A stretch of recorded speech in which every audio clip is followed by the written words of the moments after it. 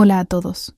Mi nombre es Elvira, tengo 72 años, y por más tiempo del que quisiera admitir, mi vida se resumía a un ciclo de silencios y cheques firmados. Antes de que ocurriera el día que lo cambió todo, yo era lo que llaman aquí en México una clásica mamá gallina, una gallina protectora que cree que su único propósito en el mundo es extender las alas sobre sus polluelos, sin importar la edad que tengan o lo cansadas y heridas que esas alas ya estén. Vivía en mi casa de siempre, en la ciudad, sí, de México, un lugar que antes servía con la energía de mis hijos, y que hoy retumbaba con una soledad que yo me empeñaba en llenar con las necesidades de ellos, y no con las mías. Mi rutina era un reloj preciso de soledad y servicio.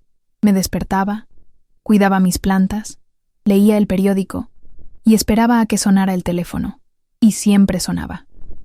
Nunca para saber cómo estaba yo, sino para presentar un nuevo problema que solo mi dinero podía resolver.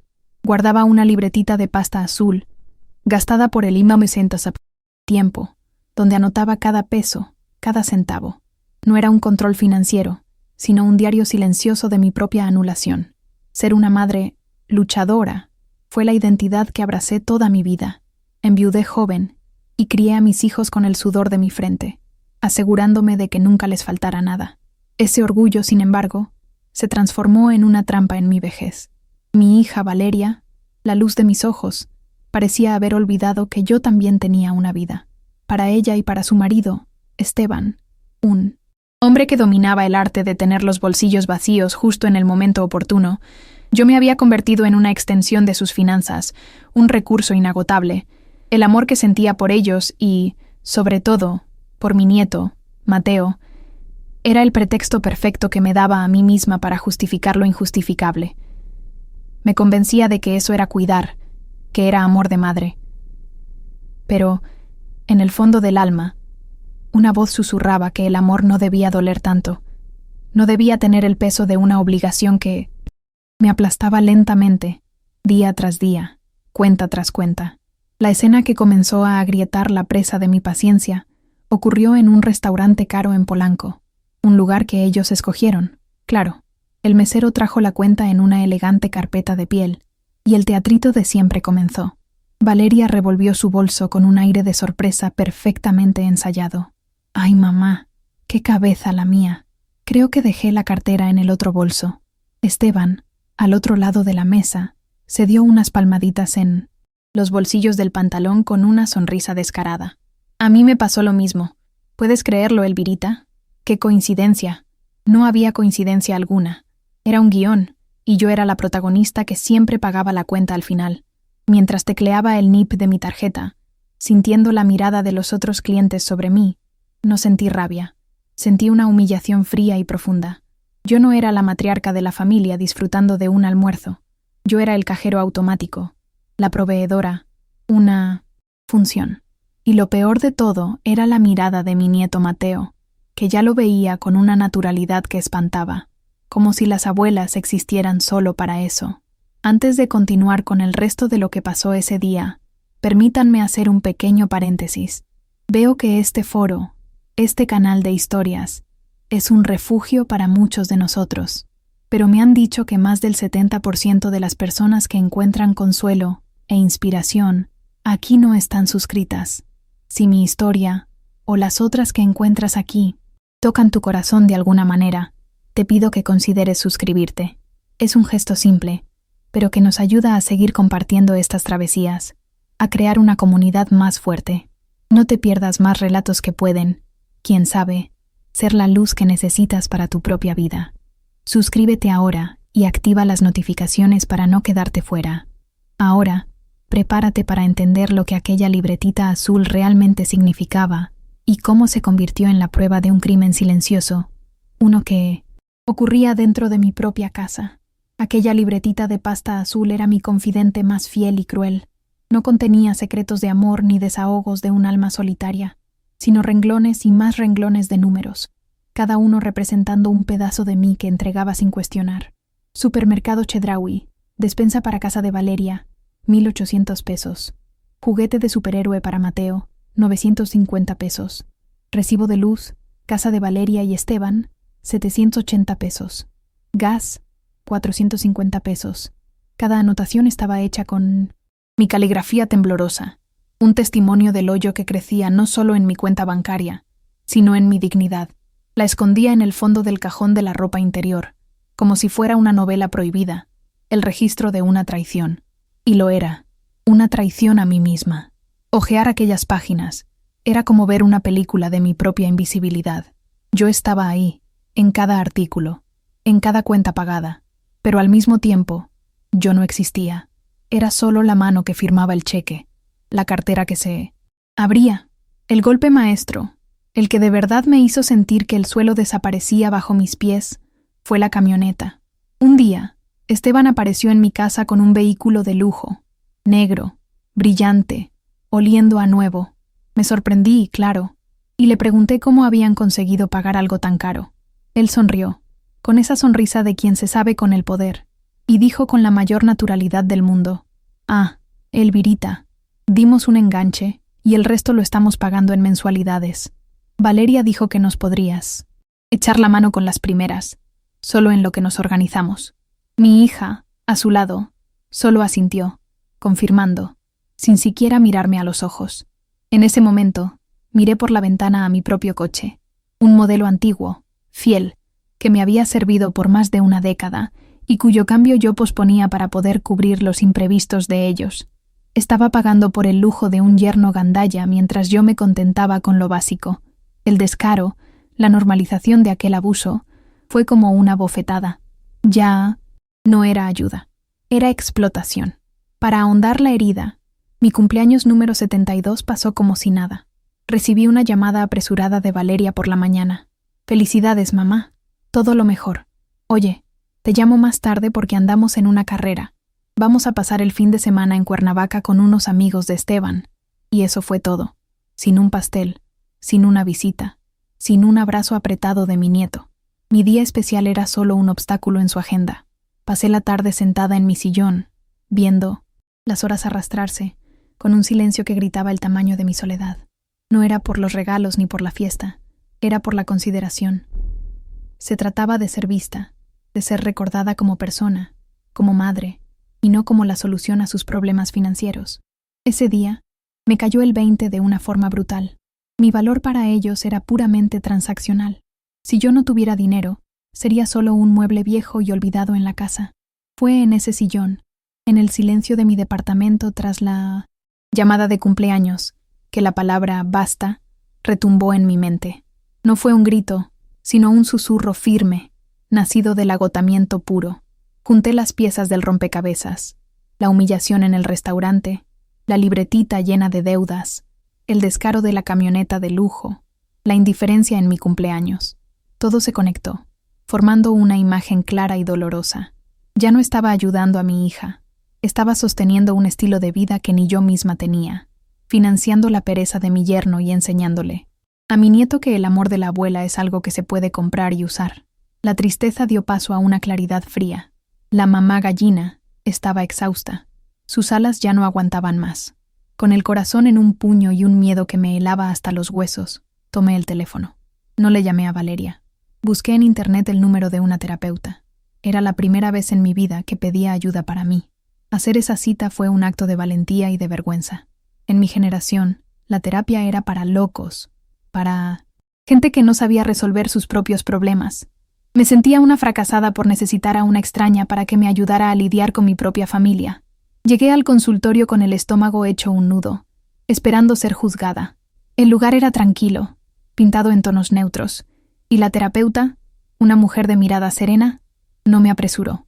Me senté en el sillón, y para mi sorpresa, empecé a hablar, pero no hablaba de mis sentimientos.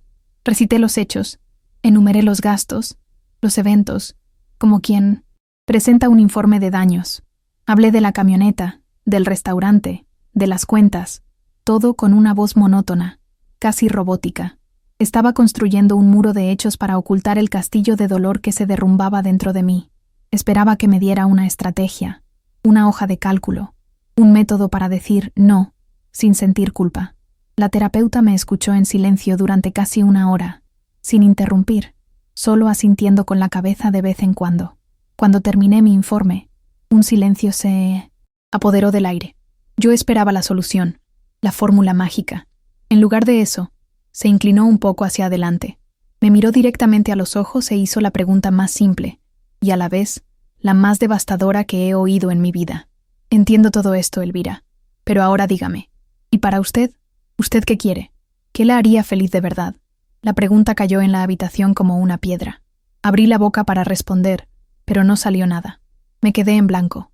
Yo, Elvira, a los 72 años de edad, no tenía ni la más remota idea de lo que me haría feliz.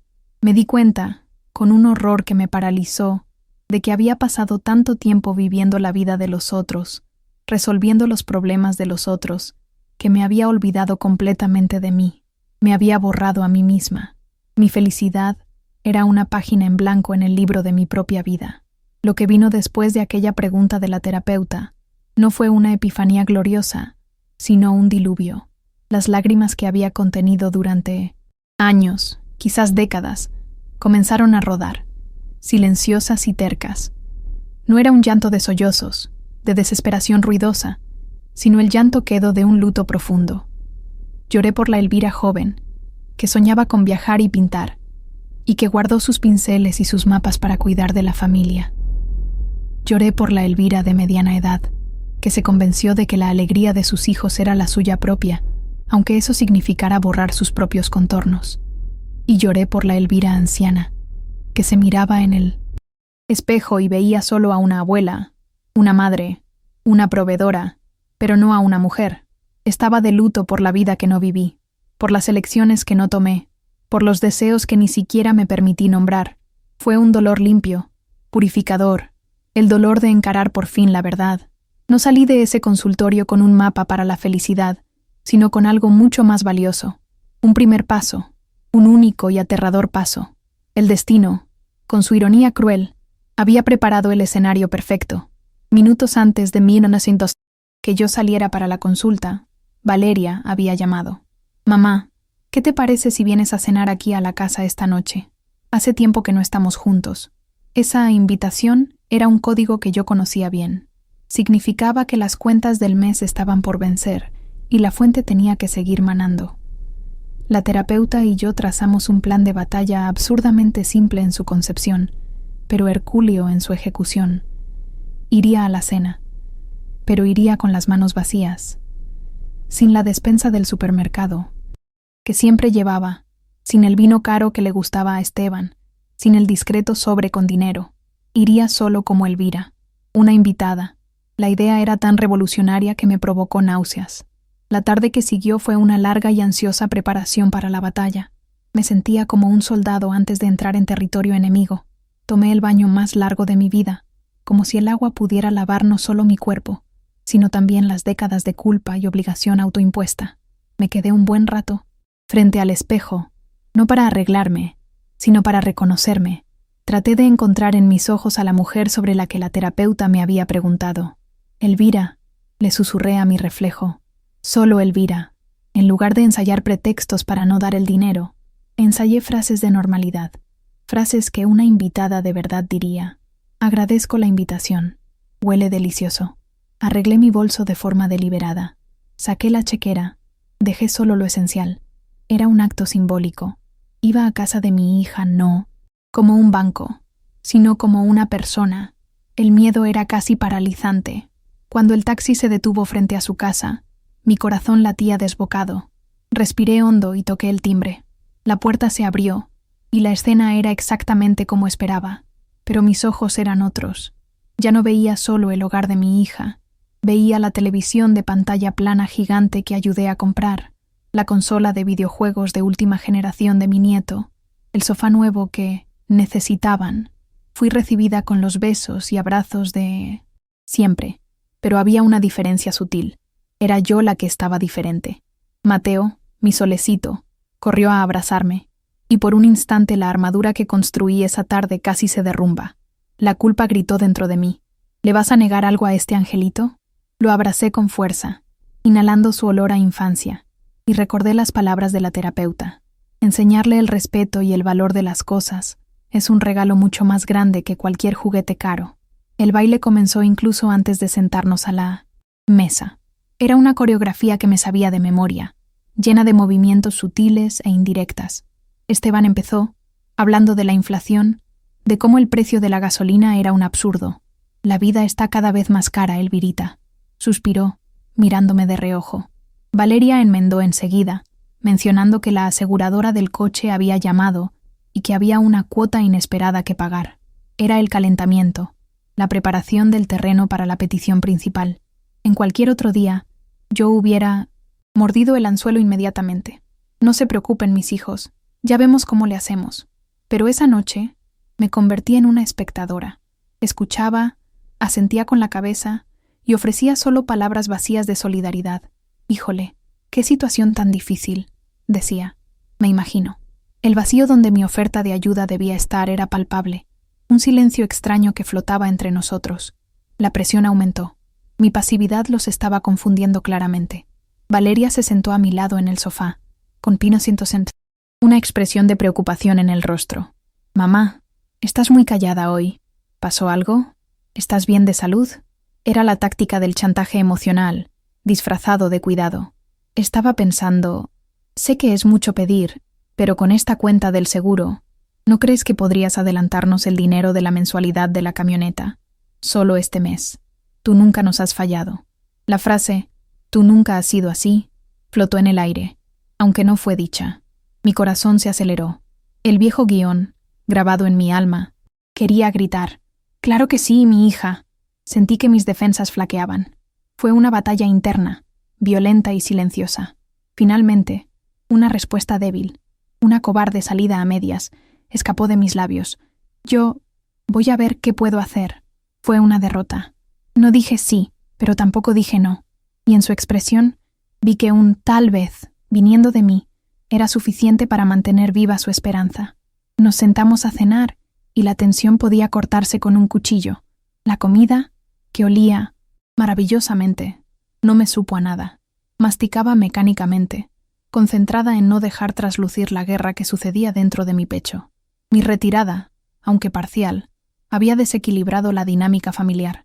Esteban, impaciente, intentaba a toda costa traer el tema de vuelta al dinero, mencionando a un amigo que hizo una excelente inversión y sugiriendo que tal vez yo debería hacer lo mismo, con él como intermediario, claro. Valeria me lanzaba miradas que eran una mezcla de súplica y reproche. Me aferré a mi nieto como a una tabla de salvación. Le pregunté por la escuela, por sus amigos, por su caricatura favorita. Creé una pequeña burbuja de normalidad a nuestro alrededor, mientras el aire se volvía cada vez más pesado, cargado de expectativas no dichas y de mi resistencia silenciosa. El final de la cena llegó, y con él, el fin de la diplomacia. Retiraron los platos y sirvieron el café. Era ahora o nunca. Esteban, claramente cansado de mi juego del gato y el ratón, abandonó toda sutileza.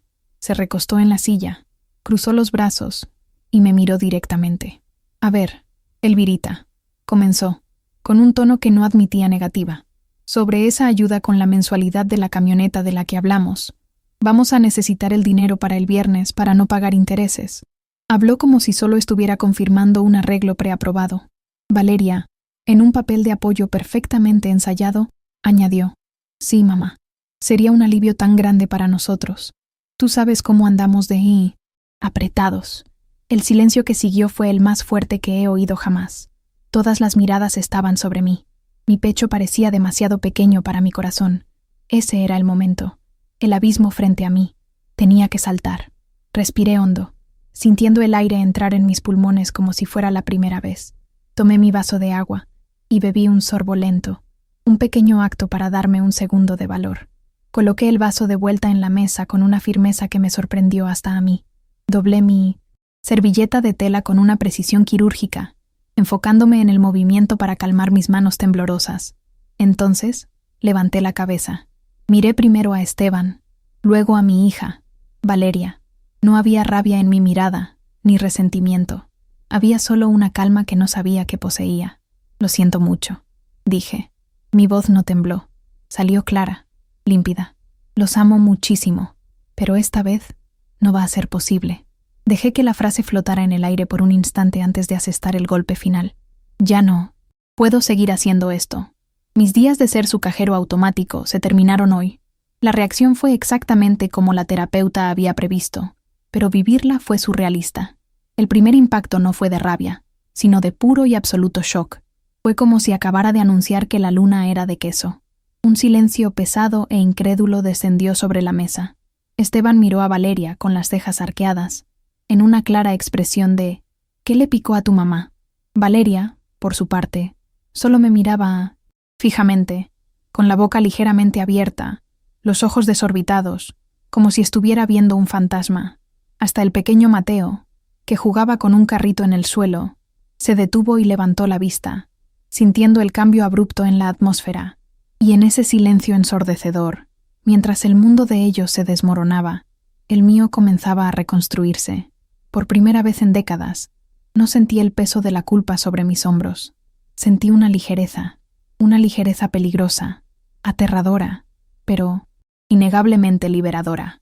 La pesada cadena que me ataba a ellos acababa de romperse. El shock en sus rostros duró solo unos segundos, y entonces, como una nube de tormenta que se forma en el horizonte, la rabia comenzó a surgir. Valeria fue la primera en estallar, como sabía que lo haría. La incredulidad en su voz se transformó en una acusación aguda, dolida. «¿Cómo que no, mamá? ¿Qué estás diciendo? ¿Qué es eso de cajero automático? Somos tu familia, tu única familia. Después de todo lo que he hecho por ti, de todas las veces que dejé mis compromisos para llevarte al doctor, de todas las noches que pasé en vela cuando te enfermaste. ¿Esa es la gratitud que tienes? Nos estás abandonando». Cada palabra era un cuchillo, diseñado para hacerme sangrar culpa. Era una maestra en reescribir la historia, en transformar sus raras gentilezas en sacrificios monumentales, mientras que los míos, diarios y constantes, eran borrados como si nunca hubieran existido. Esteban, viendo su fuente de ingresos secarse ante sus ojos, se unió al ataque, pero su tono no era de dolor, sino de puro desdén. Soltó una risa corta, sin humor. «No puedo creer lo que estoy oyendo, Elvira. ¿Es en serio? Después de todo lo que hacemos por ti, traerte aquí, incluirte en nuestra vida, tratarte como a una reina, ¿así es como nos pagas? ¿Haciendo todo este pancho?». Gesticulaba con las manos, como si estuviera lidiando con una niña berrinchuda. «¿Qué pasó? ¿Alguna de tus amigas te metió ideas en la cabeza? ¿O te metiste a una de esas sectas que le sacan el dinero a los viejitos?». El intento de minimizarme, de hacerme parecer una anciana senil e influenciable, era claro. No estaba tratando de convencerme, estaba tratando de quebrarme, de humillarme para que volviera a la sumisión, a mi lugar de proveedora silenciosa y obediente. Mientras la tormenta de acusaciones caía sobre mí, algo extraordinario ocurrió en mi interior.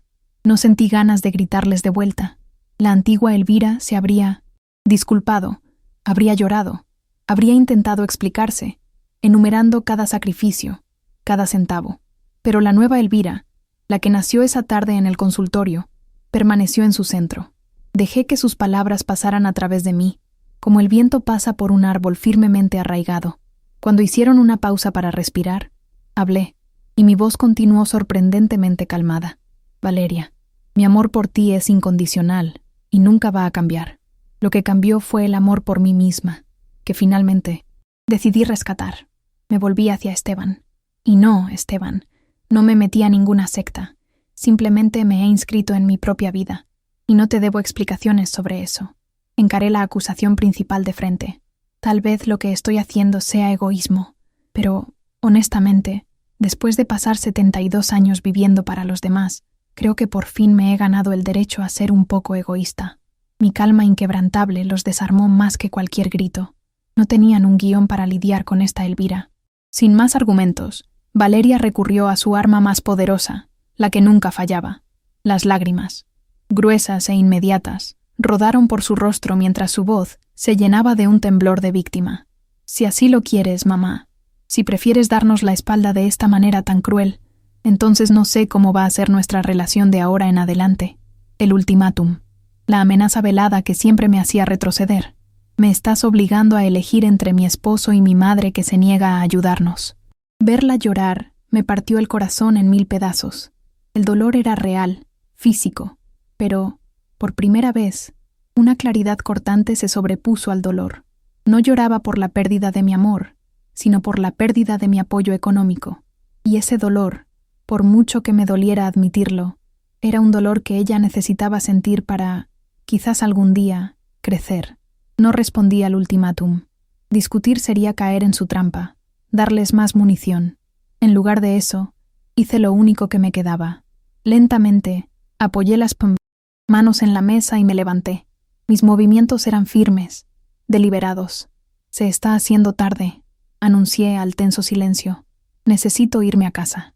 Ignoré las miradas de shock y furia. Caminé hasta donde estaba mi nieto Mateo, ahora mirando la escena con sus ojitos asustados. Me arrodillé a su lado, le di un beso en la frente y le susurré al oído. La abue te quiere muchísimo, mi amor. Nunca lo olvides.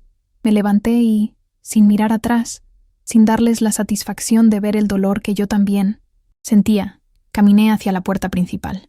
Cada paso era pesado, como si caminara contra una fuerte corriente.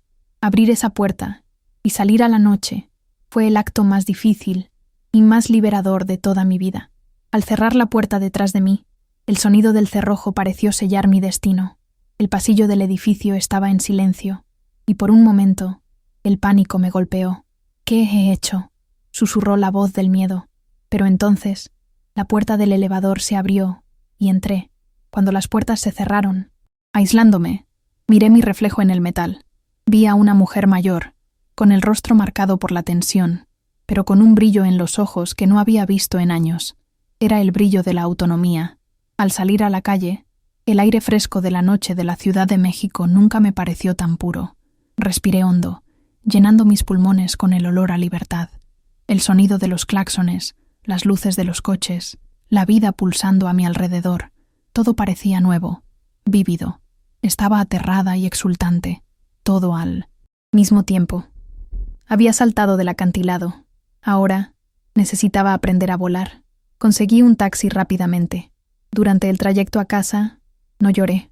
Permanecí en silencio, mirando las luces de la ciudad pasar borrosas por la ventana. Mi mente era un torbellino. Las imágenes de la cena se repetían. El rostro furioso de Esteban, las lágrimas de Valeria, la mirada confusa de Mateo. El dolor estaba ahí, una punzada aguda en el pecho.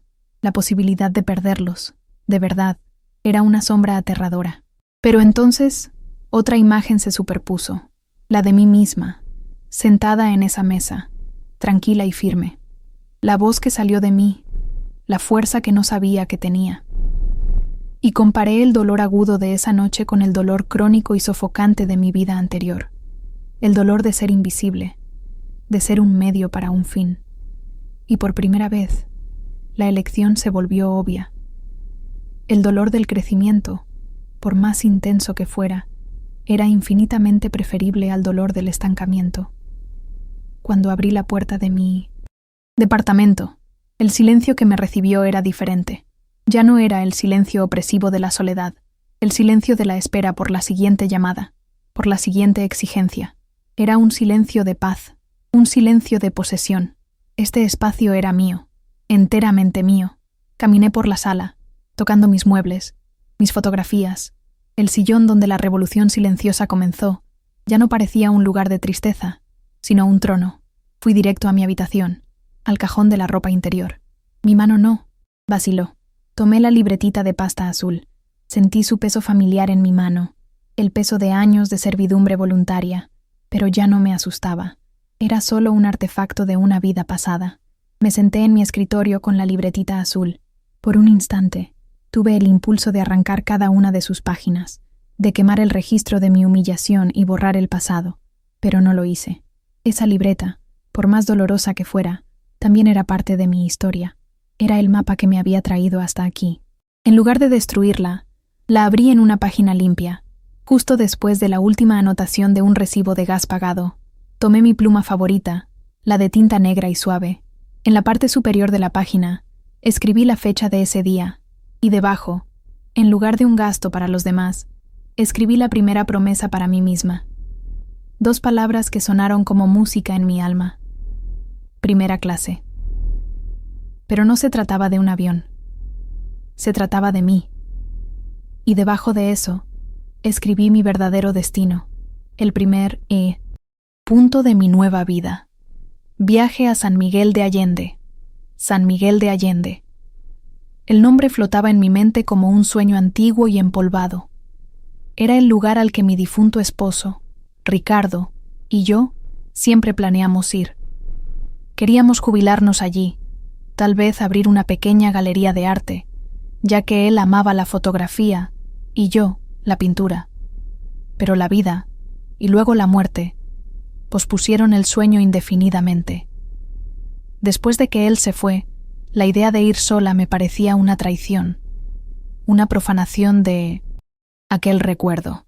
Pero ahora lo entendía de otra manera. Al reclamar ese sueño para mí, no estaba borrando a Ricardo, estaba por fin honrándolo de la manera correcta, viviendo la felicidad que ambos habíamos planeado. Miré esa página, esas palabras. Viaje a San Miguel de Allende. Era el primer gasto que sería enteramente una inversión en Elvira. El camino por delante era una niebla, pero por primera vez en mucho tiempo tenía un destino, uno que yo misma había elegido. Y eso era todo. La primera mañana de mi nueva vida fue extraña. Desperté con la luz del sol entrando por la rendija de la cortina y, por un instante, todo pareció normal. Luego, como una ola, el recuerdo de la noche anterior me inundó. La cena, las palabras, la puerta cerrándose detrás de mí. Se me revolvió el estómago con una mezcla de pánico y orgullo. Me levanté y fui a la cocina. El silencio en el departamento era absoluto. Normalmente, a esa hora, mi celular ya tendría un mensaje de «buenos días», de Valeria, que sería seguido, invariablemente, por alguna petición disfrazada. Pero hoy, nada. El silencio era un personaje nuevo en mi casa. Preparé mi café, y su sabor me pareció más intenso, más nítido. Cada pequeño detalle de mi ritual matutino parecía amplificado. Estaba viendo mi propio mundo con ojos de extranjera, percibiendo la belleza y la paz que nunca había notado, demasiado ocupada viviendo la vida de los demás. Los días que siguieron fueron una lección sobre la guerra del silencio. El teléfono permaneció mudo. Ni una llamada, ni un mensaje. Era una táctica, lo sabía, una cuarentena emocional, diseñada para que me sintiera aislada, abandonada, para que la soledad me carcomiera hasta el punto de tomar el teléfono y suplicar perdón. Y, confieso, hubo momentos en que casi funcionó. Por la noche, sobre todo, la duda se instalaba. ¿Habré sido demasiado cruel? ¿Habré destruido a mi familia por orgullo? Miraba el teléfono, el dedo flotando sobre el nombre de Valeria. La antigua, Elvira, la mamá gallina, gritaba dentro de mí para acabar con aquello, para ceder.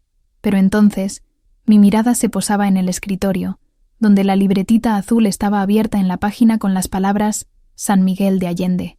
Esa página era mi brújula. Me recordaba por qué estaba haciendo esto. Respiraba hondo y guardaba el teléfono. Tenía que soportar la tormenta.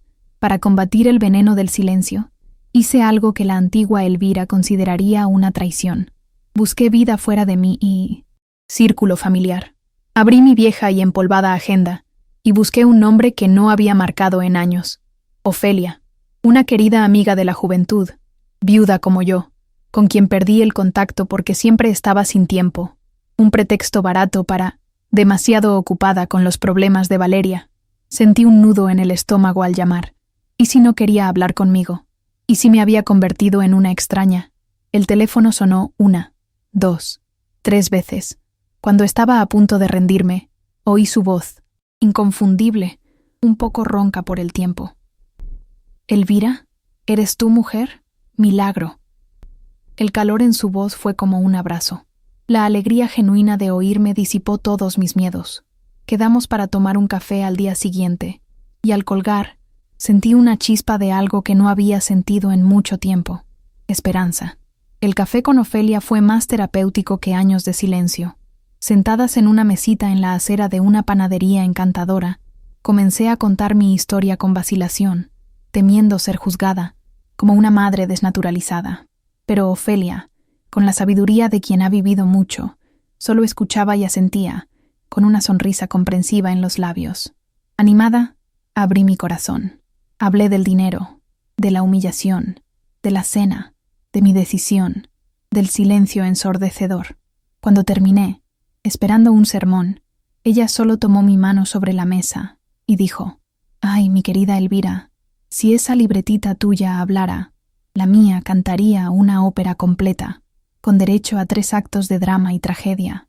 Entonces compartió sus propias historias, tan parecidas a las mías, sobre los hijos que tanto amamos, pero que a veces nos ven menos como personas y más como redes de seguridad. En ese momento, en esa conversación, me di cuenta de que mi historia no era única, no estaba sola, y mi decisión no era un acto de egoísmo, sino de autopreservación. La conversación con Ofelia me dio el impulso que me faltaba. Ya no podía dejar que mi sueño fuera solo una anotación en una libreta. Al día siguiente, caminé por mi colonia y con una determinación que me sorprendió, entré en una agencia de viajes. El lugar era luminoso y vibrante, con carteles de playas paradisíacas y ciudades históricas en las paredes.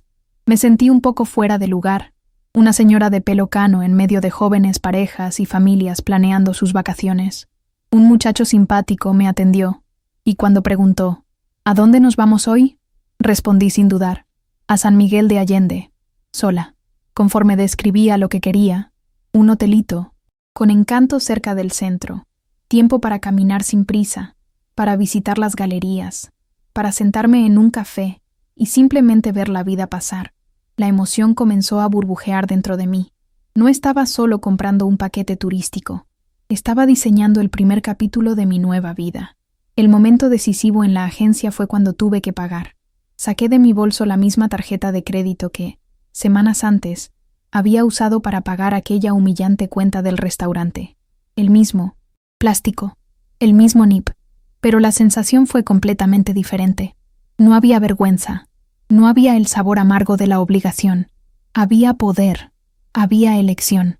Mientras el joven agente procesaba el pago, sentí un clic interno. La transacción siendo aprobada fue el sonido de mi sueño haciéndose realidad. Me entregó una carpeta con la confirmación de la reserva del vuelo y del hotel. Sostuve esos papeles impresos en mis manos. Parecían más pesados y preciosos que cualquier joya que hubiera tenido. Era la prueba física de mi libertad. El viaje ya no era un quizás o un algún día. Tenía fecha, hora y un asiento en la ventana esperándome. Claro que la calma no duraría para siempre. Justo cuando me sentía más fuerte, más segura de mi decisión, atacaron. Sonó el teléfono.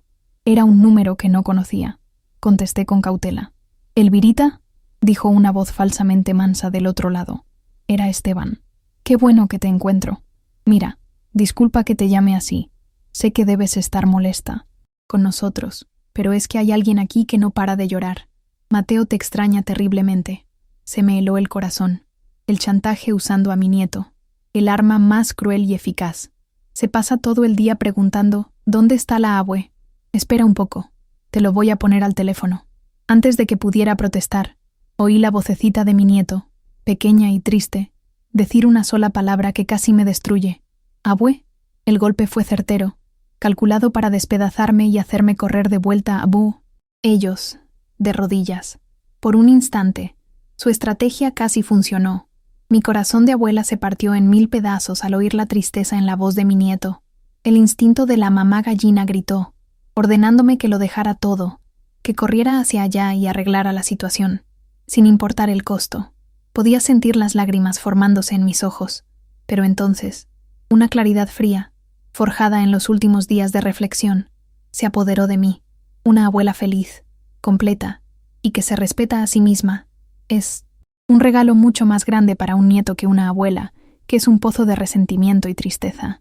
Respiré hondo, me tragué el llanto y respondí con la voz más dulce y tranquila que pude. «Hola, mi amor. La abue te ama hasta el cielo. Te extraño tanto. ¿Qué te parece si nos vemos el sábado, solo tú y yo? Podemos ir al parque por un helado». Entonces mi voz cambió, volviéndose firme. «Esteban, ya le di mi recado a mi nieto. Y no vuelvas a usarlo para llegar a mí nunca más». Y con una firmeza que no sabía que poseía, colgué el teléfono. Colgar esa llamada fue como ganar una guerra. Había enfrentado su táctica más sucia, y no solo sobreviví, sino que salí más fuerte. Logré resistir la manipulación, reafirmar mi límite, y lo más importante, preservar la relación con mi nieto en mis propios términos. No dije que no lo vería, redefiní cómo lo vería, sola, sin la interferencia y la presencia tóxica de sus padres. En ese momento, una verdad profunda se asentó en mí. Sí podía amar a mi familia ferozmente y al mismo tiempo mantener límites saludables. El amor no exigía mi anulación. El amor no era un contrato de servidumbre. Era posible reescribir las reglas. No sería una negociación fácil y habría más batallas por delante, pero por primera vez sabía que era posible. Tenía el poder de definir los términos de mi propia paz. La noche antes de mi viaje a San Miguel de Allende fue un ritual sagrado. Abrí mi maleta, una maleta antigua que no había visto la luz del día en años. Sobre mi cama, el acto de hacer la maleta, que antes era una tarea, ahora era una celebración. Cada artículo que ponía dentro estaba cargado de significado, un cuaderno de dibujo nuevo y un pequeño estuche de acuarelas, rescatando a la joven artista que había abandonado. Una novela de Gabriel García Márquez que quería leer desde hacía meses, pero para la que nunca tuve tiempo. Un rebozo de colores vibrantes que compré en un mercado de artesanías, un regalo para mí misma, sin motivo alguno. Comparé el contenido de esa maleta con lo que solía cargar en mi bolso, la pesada chequera, la lista mental de cuentas por pagar, el fardo de la responsabilidad ajena. Cuando cerré la cremallera, el sonido resonó en el silencio del apartamento. No era un sonido de fin, sino de partida, el sonido del comienzo de todo. El viaje en autobús a San Miguel fue un borrón de paisajes y pensamientos, pero el momento en que me bajé en la central de autobuses y tomé un taxi al centro histórico fue cuando la realidad me golpeó con una fuerza abrumadora. El coche giró en una calle estrecha de adoquines, y de repente, allí estaba yo. Las fachadas de las casas explotaban en colores que solo había visto en sueños: ocre, terracota, azul añil, rosa mexicano. El sol de la tarde lanzaba una luz dorada sobre la cantera, y la torre gótica rosada de la parroquia de San Miguel Arcángel se erguía contra el cielo como un castillo de cuento de hadas. El sonido de las campanas de la iglesia resonaba en el aire, mezclándose con la melodía de un violín lejano. Le pagué al taxista y me quedé parada en la banqueta un largo momento, solo respirando. Era más hermoso de lo que jamás imaginé. Sentí una extraña sensación de pertenencia, como si una parte de mi alma ya viviera allí, esperándome. Después de instalarme en mi pequeño y encantador hotel, con un patio interior lleno de bugambilias, hice algo que no había hecho en décadas. Salí a caminar sin rumbo, sin un propósito, sin nadie a quien complacer. La libertad de ese simple acto era apabullante. No tenía que preocuparme si mi paso era demasiado rápido para alguien o si el camino era muy empinado. Seguía mi propio ritmo. Me dejé perder a propósito por los callejones laberínticos, maravillada con cada detalle: una puerta de madera antigua, una maceta de geranios coloridos en una ventana, el sonido de risas provenientes de un patio escondido. Me detuve a admirar el trabajo de un artesano de plata. Escuché a un músico callejero tocar una melodía melancólica y sentí el olor a elote asado de un puesto en la esquina. Fue una caminata de redescubrimiento. Me estaba representando a mí misma, a mis gustos, a mi curiosidad. No era el apéndice de nadie, era una exploradora. Encontré un pequeño café con mesas en la acera, justo frente al jardín principal, el corazón palpitante de la ciudad. Pedí un café con leche y un pan de elote, suave y dulce. Me senté allí, saboreando cada sorbo, cada mordida, un pequeño lujo que me pareció el mayor de los banquetes. Entonces, saqué de mi bolso no mi celular, no la vieja libreta azul, sino mi nuevo cuaderno de dibujo y un lápiz. La sensación del grafito en mi mano era extraña y familiar. Mis manos temblaban un poco, oxidadas por la falta de uso. Empecé a esbozar la fachada de la parroquia, sin preocuparme por la perfección. Las líneas salían torcidas, la perspectiva estaba mal, pero no me importaba. La concentración, el acto de observar y traducir lo que veía al papel, fue una meditación. Era un acto de creación, de dar forma a algo nuevo. Era lo opuesto a ser vaciada, a que drenaran mi energía. Me estaba llenando a mí misma. Mientras estaba absorta en mi dibujo, una voz suave me sacó de mi trance. Perdón por interrumpir, pero su dibujo es encantador. Levanté la vista y vi a un señor de pelo cano y ojos amables, tal vez un extranjero que vivía allí. Me sonrojé como una niña, acostumbrada a ser invisible. «Oh, gracias, pero está todo chueco», murmuré, tratando de esconder el cuaderno. Él sonrió. «El arte no tiene que ser recto, tiene que tener alma, y el suyo la tiene». Terminamos conversando por unos minutos. Era un pintor jubilado de Canadá que vivía en San Miguel desde hacía 10 años. Hablamos de la luz, los colores, la magia del lugar. Fue una interacción simple, breve y profundamente significativa. Reforzó una verdad que estaba empezando a descubrir. Era capaz de conectar con el mundo por mi cuenta. Mi identidad no era un reflejo de mi familia, era mía, y la gente podía interesarse por ella. En los días que siguieron, me sumergí de cabeza en el alma artística de la ciudad. Pasé una tarde entera en la fábrica La Aurora, un antiguo molino textil transformado en un deslumbrante centro de arte y diseño. Caminé lentamente por sus galerías, dejando que mis ojos se dieran un festín con las pinturas, esculturas y fotografías. Los colores, las formas, las texturas. Era como si mi alma hubiera estado deshidratada y por fin estuviera bebiendo agua fresca. Conversé con Payne Doty, un artista en su estudio, un joven que pintaba paisajes abstractos llenos de pasión.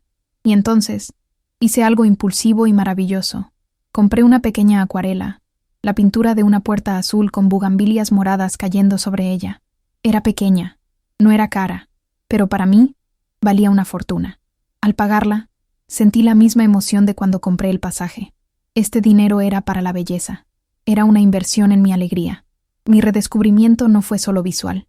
Fue una fiesta para todos los sentidos. Me permití explorar los sabores de la ciudad con la curiosidad de una niña. Fui al mercado municipal y probé frutas que no conocía. Comí gorditas rellenas, preparadas al momento por una señora sonriente. Saboreé cada mordida, sintiendo los condimentos, las texturas, sin la prisa ni la tensión que marcaban las comidas familiares.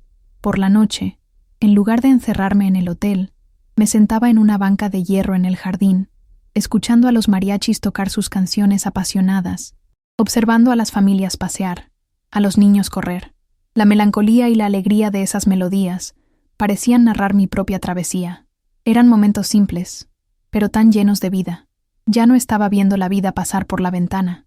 Estaba sentada en el corazón del jardín, parte del paisaje, parte de la canción. En medio de esa felicidad casi onírica, llegó el sábado, y con él, la promesa que me había hecho a mí misma y a mi nieto. Era hora de llamar. Se me encogió un poco el corazón. ¿Lograría mantener la calma? ¿Intentarían otra emboscada emocional? Con el corazón en la mano, marqué el número de Valeria. Su voz contestó al segundo timbrazo, fría como el hielo. «Bueno, hola mi hija, soy yo, mamá». Hubo una pausa. «Ya sé. ¿Qué quieres?», respondió, la voz cortante.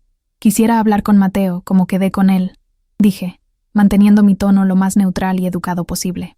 «Espera», dijo secamente. La oí gritar al fondo. «Mateo, tu abuela está en el teléfono». Ese breve y gélido intercambio fue doloroso, un recordatorio de la distancia que ahora nos separaba. Pero no dejé que me derrumbara. Tenía un propósito: hablar con mi nieto. La voz de Mateo en el teléfono fue un bálsamo. «Abue, ¿dónde estás?». Su inocencia era un puerto seguro en medio de la tormenta. «Hola, mi tesoro. La abue está en un lugar mágico que se llama San Miguel. Tiene una iglesia gigante que parece un castillo de arena color rosa, y las calles son todas de piedritas».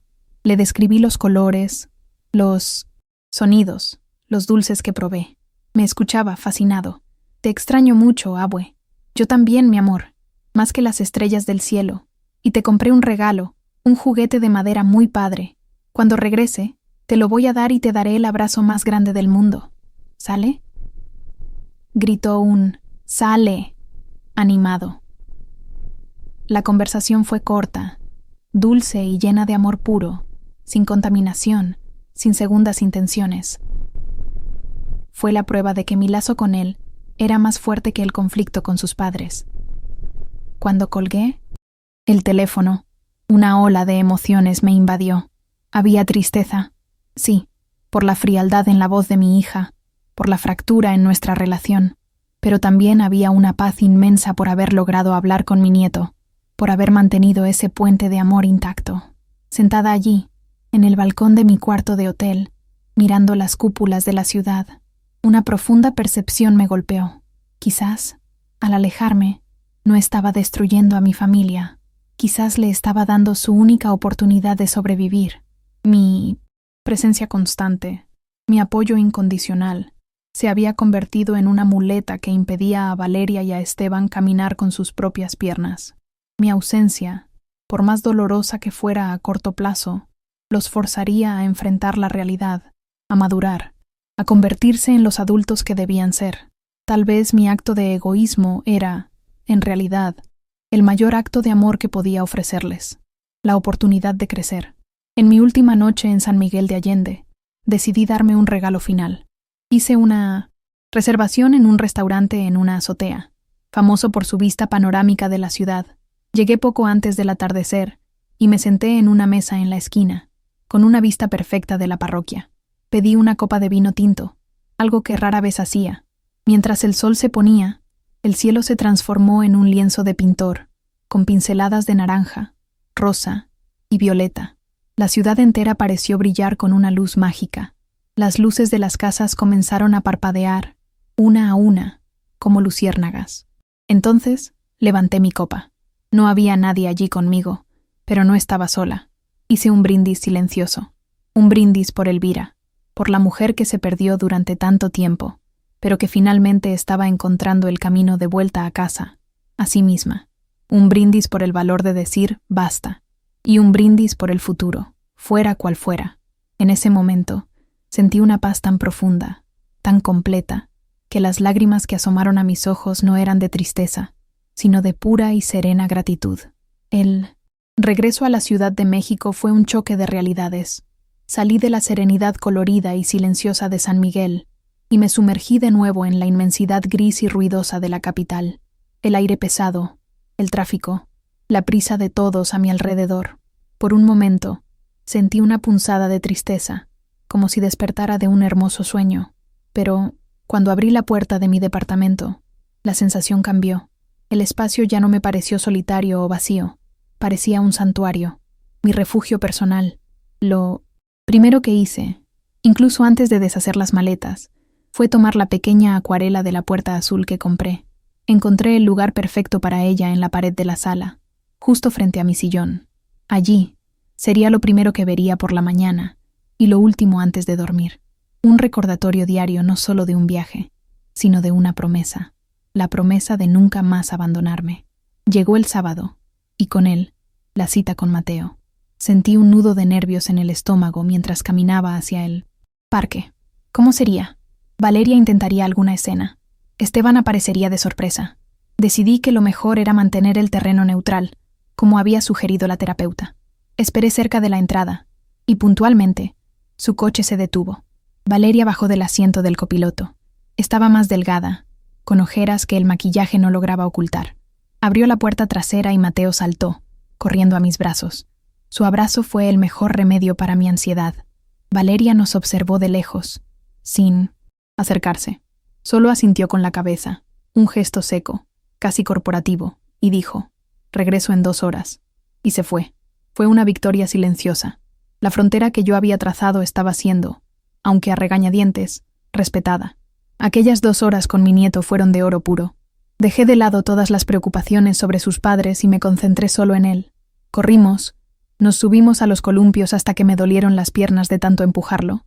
Compramos un helado de chocolate que le manchó toda la cara. Nos sentamos a la orilla del lago para dar de comer a los patos y le entregué el juguete de madera que traje de San Miguel, un valero que intentó ensartar con una concentración hilarante. Su risa era música, pura y cristalina. Y me di cuenta, con una claridad que me emocionó, de que esto era ser abuela. Se trataba de compartir momentos, de crear recuerdos, de enseñar un juego nuevo. Se trataba de mi presencia, no de mis presentes. Se trataba del tiempo de calidad, no del dinero. Para sostener un estilo de vida que ellos no podían permitirse. Cuando vi a Valeria acercándose a lo lejos, mi corazón se preparó para la confrontación. Pero no llegó. Observó por un momento a Mateo intentando, feliz, atinarle al valero, y un rastro de suavidad cruzó su rostro. «Te extrañó», dijo, con voz baja, sin mirarme directamente. Era la más pequeña rama de olivo, pero era un comienzo. Abrió una grieta por la que pude entrar, no con acusaciones, sino con la verdad. Yo también lo extrañé, mucho, mi hija. Y necesito que entiendas una cosa. Yo siempre seré tu madre y la abuela de Mateo. Mi amor por ustedes no ha disminuido ni un centímetro. Lo que cambió fueron las condiciones.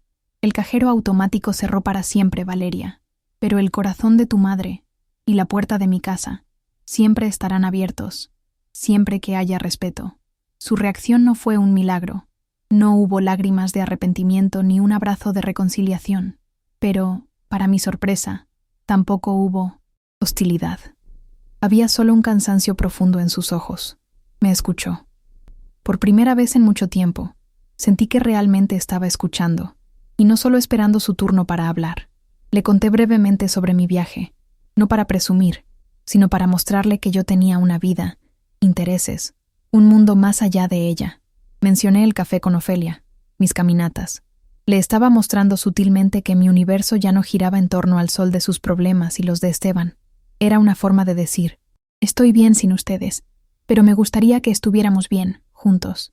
Estaba plantando una semilla en un suelo que parecía haberse secado hacía mucho tiempo. Quedaba por ver si algo podría brotar de allí. En las semanas siguientes, no me quedé esperando a que esa semilla germinara. Tenía mi propio jardín que cuidar. Comencé, activamente, a reconstruir mi vida social, que había sido completamente descuidada. Llamé a Ofelia, y nuestro café se convirtió en un ritual semanal, un espacio sagrado, para risas y desahogos. Me armé de valor y me inscribí en un club de lectura en la biblioteca de la colonia, un lugar que siempre me había encantado, pero que nunca frecuentaba. Y en un acto de suprema audacia, me matriculé en un curso de acuarela para principiantes. La primera clase fue aterradora. Yo era la alumna de más edad. Mis manos temblaban y mis pinceladas eran torpes. Pero la sensación de mezclar los colores, de ver surgir una imagen en el papel en blanco, era mágica. Mi vida estaba ganando nuevos colores, nuevas texturas, nuevos personajes. Y la ausencia del drama familiar se llenaba con la riqueza de estas nuevas experiencias. El cambio más concreto, sin embargo, fue financiero. El dinero que antes se esfumaba como agua por el desagüe, ahora permanecía en mi cuenta. Y empecé a usarlo para la persona que más lo necesitaba, yo misma. Llamé a un plomero para que arreglara la gotera del baño que me irritaba desde hacía meses. Cambié mi viejo colchón por uno nuevo, ortopédico. Y mis noches de sueño se transformaron. Empecé a comprar un café de mejor calidad, fruta fresca en el mercado, pequeñas cosas que elevaban mi día a día. Comencé a mirar mi viejo coche con otros ojos y empecé a investigar, sin prisa, modelos más nuevos y seguros. Cada peso que gastaba en mí era una declaración de amor propio. El dinero, que había sido una fuente de angustia y resentimiento, ahora se convertía en una herramienta para mi bienestar, para mi seguridad.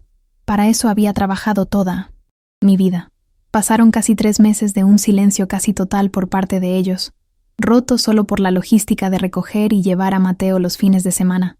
Ya me había acostumbrado a la nueva rutina, a mi nueva paz, hasta que, un martes por la tarde, sonó el teléfono. Era Valeria.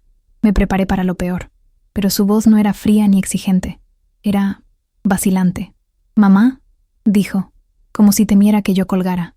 «Hola, mi hija. ¿Pasó algo?». Hubo una pausa, y entonces hizo la pregunta más inesperada del mundo. «No, todo bien. Es que estaba pensando, ¿todavía tienes la receta del mole que hacía la abuela? Ese que servía en los cumpleaños.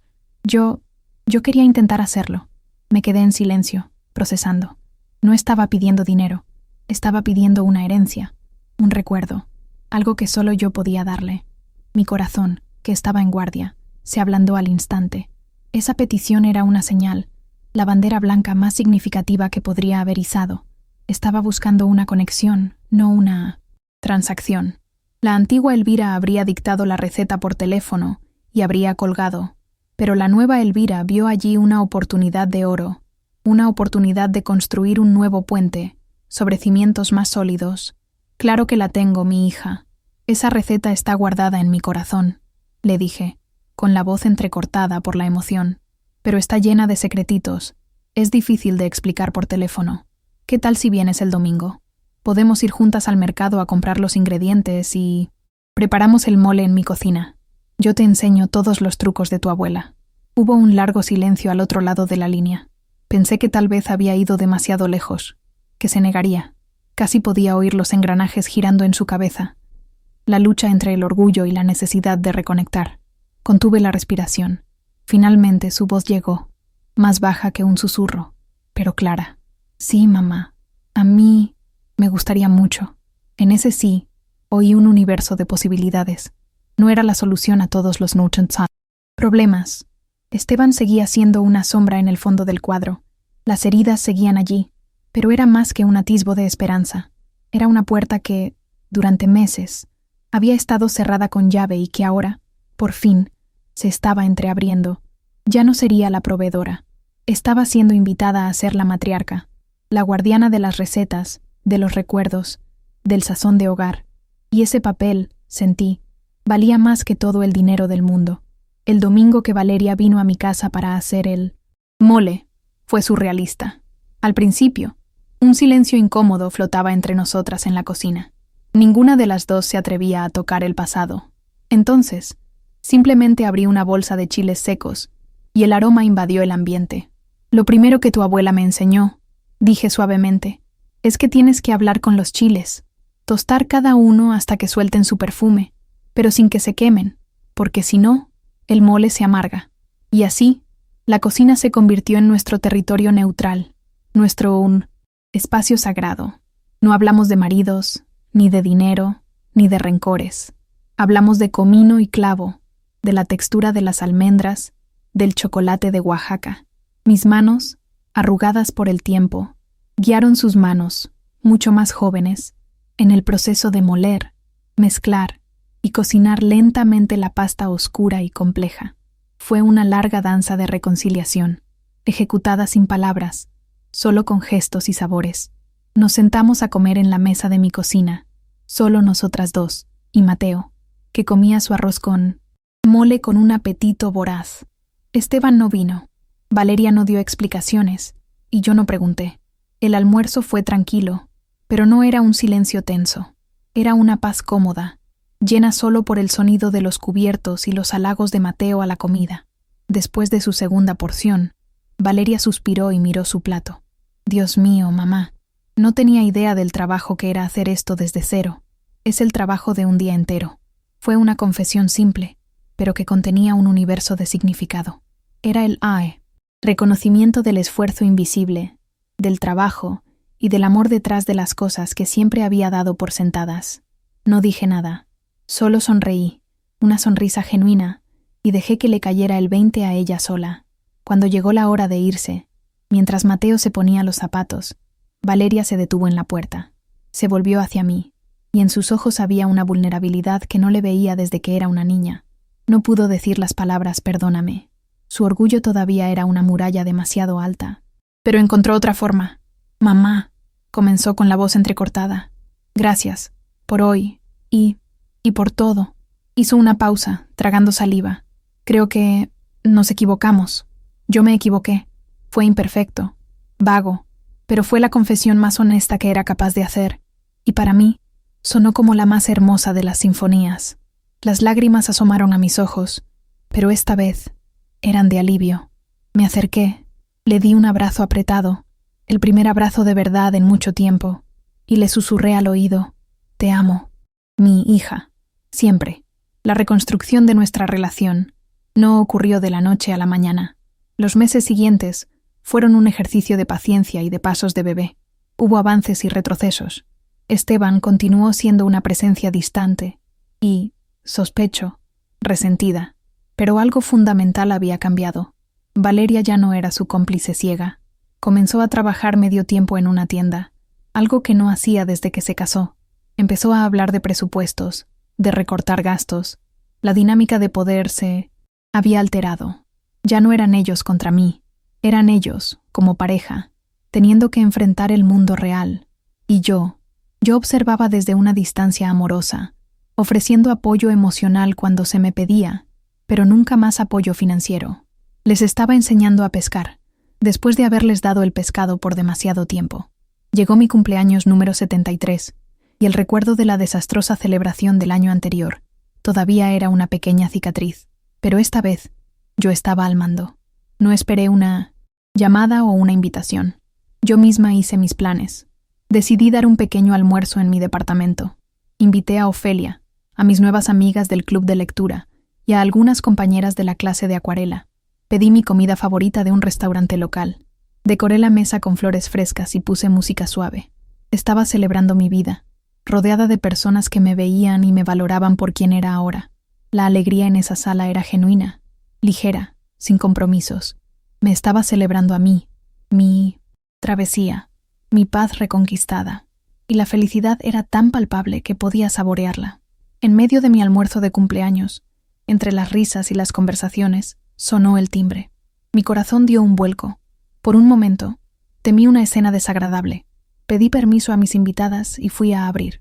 Para mi sorpresa, eran Valeria y Mateo. Él sostenía un dibujo de globos de colores, y ella, en sus manos, un pequeño pastel, un pastel un poco chueco, con una cobertura irregular, pero que yo sabía, sin la menor duda, que había sido hecho por ella.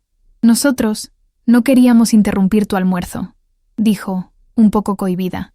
Solo vinimos a darte un abrazo de feliz cumpleaños y a dejarte esto. No hubo petición para entrar. No hubo drama. Fue un gesto simple, respetuoso, un reconocimiento de que yo tenía mi propia vida, y ellos estaban ahí para sumar, no para restar. Abracé a mi nieto, le di las gracias a mi hija, y cuando cerré la puerta, mi corazón estaba rebosante.